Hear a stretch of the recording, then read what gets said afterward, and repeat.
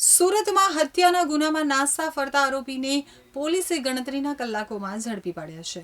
Surat police commissioner Anupamsinh Gahlot તથા સંયુક્ત police commissioner sector 2 Damor તથા નાયબ police commissioner zone 6 Rajesh Parmar અને મદદનીશ police commissioner I division NP ગોહિલની સૂચનાને લઈ ડિંડોલી પોલીસ સ્ટેશન વિસ્તારમાં પેટ્રોલિંગ રાખી હ્યુમન ઇન્ટેલિજન્સ તેમજ ટેકનિકલ સર્વેલન્સની મદદથી ડિંડોલી વિસ્તારમાં નરોત્તમ નગરના ઘર નંબર 133 પાસે રામકૃષ્ણ ઉર્ફે નાના રાજારામ પાટીલની હત્યા કરાઈ હતી, જે ગુનામાં આરોપીઓને ઝડપી પાડવા માટે ટીમ મેદાને હતી।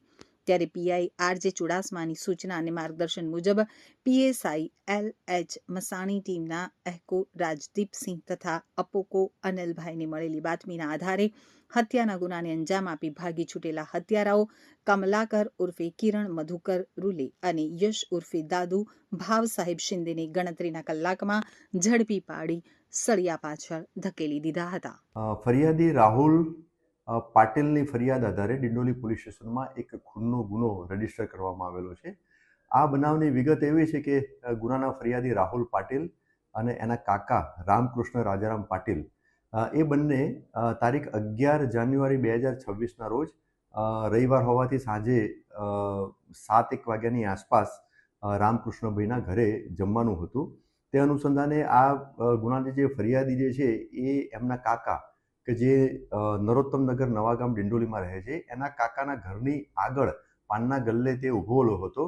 તે વખતે આ ગુનાના 2 આરોપીઓ, જેમાં એકનું નામ છે કમલાકર ઉર્ફે કિરણ મધુકર રૂલે અને બીજા આરોપીનું નામ છે યશ ઉર્ફે દાદુ ભાવ સાહેબ શિંદે। આ બંને આરોપીઓ કોઈક છોકરાઓ સાથે ઝઘડો કરતા હતા, એટલે એમને છોડાવવા માટે રાહુલ પાટીલ જે ફરિયાદી છે ગુનાનો એ વચ્ચે પડ્યો અને એના પછી ફરિયાદી સાથે પણ આ આરોપીઓ બંને ઝઘડો કરવા માંડ્યા। એટલે ફરિયાદીએ એના કાકાને બૂમ પાડી અને બોલાવી લાવ્યો। એના પછી એના કાકા આવ્યા તો આ બંને આરોપીઓ ત્યાંથી ભાગી ગયા। આ બનાવ છે લગભગ સાંજે 7 વાગ્યાની આસપાસનો। ત્યારબાદ ફરિયાદી અને એના કાકાના ઘરે, જે નરોત્તમનગર નવાગામ ડિંડોલીમાં એના કાકા રહે છે રામકૃષ્ણ પાટીલ, એમના ઘરે ગયા અને ત્યાં આશરે 7:30 વાગ્યાની આસપાસ આ બંને આરોપીઓ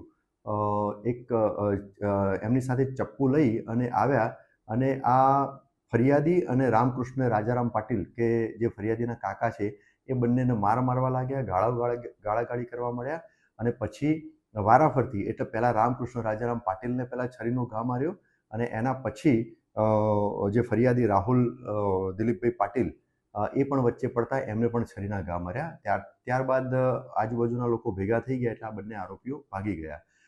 આ બંનેને સારવાર અર્થે નવી સિવિલ હોસ્પિટલમાં એમને ટ્રાન્સફર કરવામાં આવ્યા। સારવાર દરમિયાન આમાં જે રામકૃષ્ણ રાજારામ પાટીલ એમનું અવસાન થયેલું છે। રામકૃષ્ણ રાજારામ પાટીલની ઉંમર 40 વર્ષ છે અને એ એમનો પોતાનો ટેમ્પો હતો, એ ટેમ્પો ચલાવતા હતા અને આ ગુનાના જે ફરિયાદી જે છે રાહુલ પાટીલ એ ટેમ્પામાં મજૂરી કામ તરીકે જતા હતા। ડિંડોલી પોલીસે આ ગુનાના બંને આરોપીઓ કમલાકર કિરણ મધુકર રૂલે અને યશ ઉર્ફે દાદુ ભાવ સાહેબ શિંદે એ બંનેને ડિટેન કરી દીધેલા છે અને એમની પ્રાથમિક પૂછપરછ અત્યારે હાલ ચાલુ છે।